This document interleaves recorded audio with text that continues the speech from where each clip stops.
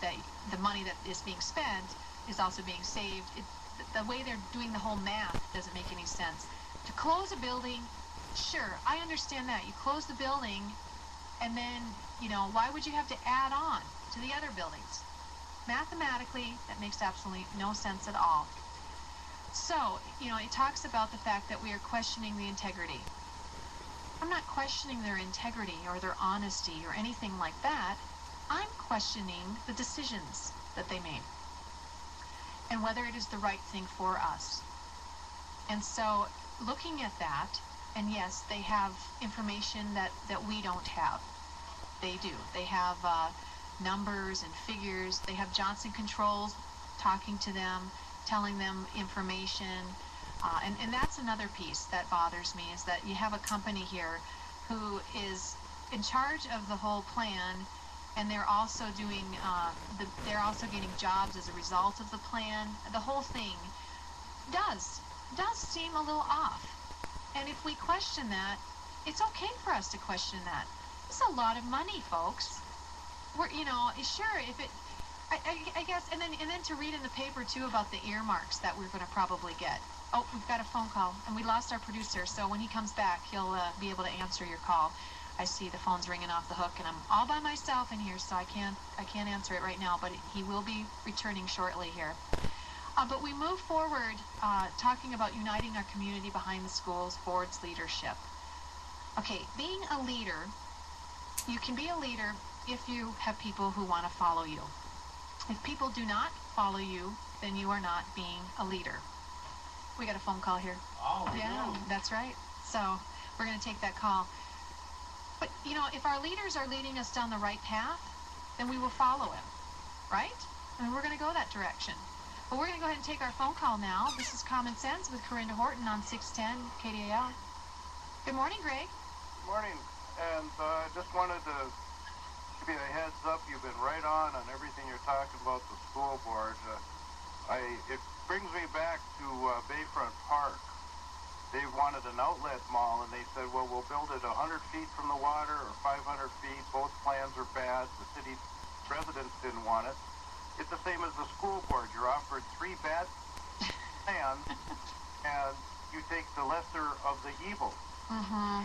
And that's what you're dealing with, and you really covered that, and I wanted to commend you for sticking with it. Hey, and Greg, last night, I have to tell you this, yesterday, actually at lunchtime, I was talking to a fellow who started mentioning the barrel dumping.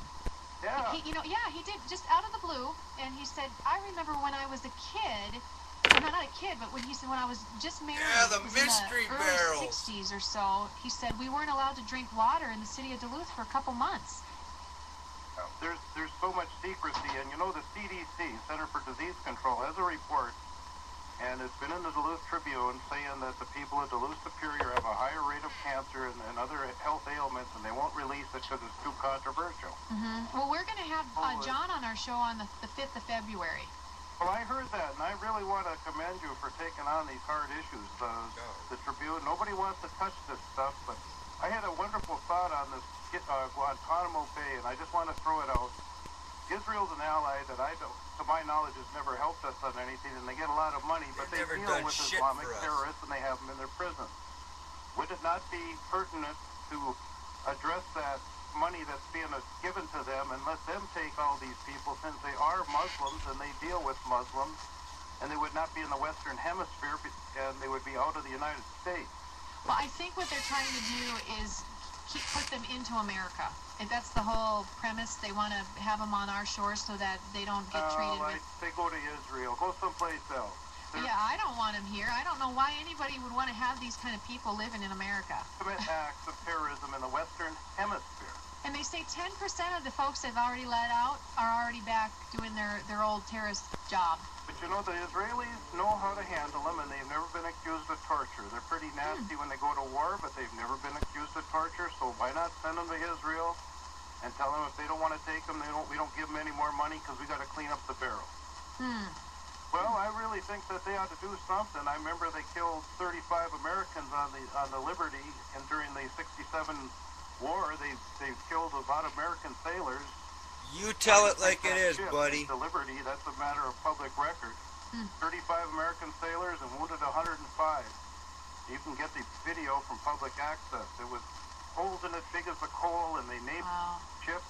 Well, they ain't an ally that has done anything that I know of, so this is a chance for them to take care of a bad problem and keep these people out of our country. Well, maybe somebody's listening that can do something. I call because I think maybe somebody listened, because if they're in the United States, that means that Islamic people will want to free them, and they will be coming to this country to free them. I don't want them anywhere in the United States. Send them back to the West, out of the Western Hemisphere, out of this zone. Let the Jews take care of them. They know how to handle them, and I think that's just a good thought for today, and thanks for your show. All right, well, thanks for calling. We appreciate it. Good for We just have a couple more Greg. minutes left of our week, and to wrap it, any unfinished business Good that you for may you. have that you'd like to talk about, you can call it certainly when I call don't have a in working and phone. throw something out. Now, granted, you won't have a whole lot of time because the end of the hour will come faster than you think.